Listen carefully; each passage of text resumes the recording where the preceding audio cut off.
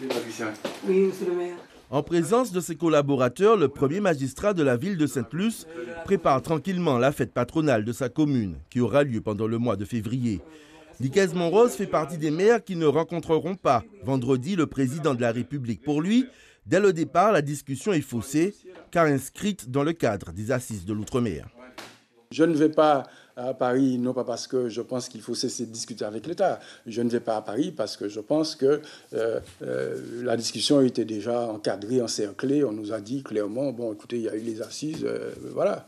Donc, voilà. Mais il faut qu'on continue à discuter, il faut qu'on ouvre les portes, il faut que les portes soient ouvertes. Donc là, ceux qui sont allés, et bien à eux, j'espère qu'ils vont pouvoir ouvrir les portes et pour permettre à nos concitoyens de pouvoir rentrer dans ces portes-là et exposer bien d'autres choses que ce qu'on nous sert depuis toujours. Et parmi les thèmes que Nicaise Monrose espère voir abordés, celui du monopole économique de grands groupes martiniquais sur le territoire. Dans ce pays, est-ce qu'il ne serait pas nécessaire de dire clairement qu'on combat les situations monopolistiques? Il faudrait que la loi qui existe soit réellement appliquée dans ce domaine. Et ce n'est pas le cas. Et est-ce que dans cette discussion avec les maires, ça sera abordé? Nous n'en savons rien. En tout cas, nous espérons que les collègues qui sont là, vont pouvoir aller au-delà du fonctionnement des mairies qu'ils président.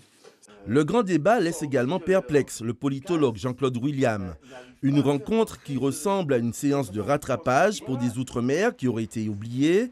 L'essentiel, selon lui, ne se trouve pas dans ce type de débat, mais plutôt lors du passage du président de la République en Martinique. Je crois que si on veut être un peu efficace, il faut essayer de décliner la notion avancée par le président de différenciation. Il voulait dire par là qu'il fallait réexaminer, revisiter les rapports entre la France hexagonale et nous. Il l'a dit, et finalement, personne ne l'a pris au mot. Personne ne l'a pris au mot et on continue à s'esquinter dans les questions à venir un peu secondaires. L'égalité réelle, bon, c'est maintenant qu'on pense que c'est... Hein, on se bat contre l'abattement des 30%. Pourquoi pas? Mais si c'est à partir d'un projet. Et moi, je crois que c'est le grand défaut de tout cela et que ce sera une grand-messe de plus.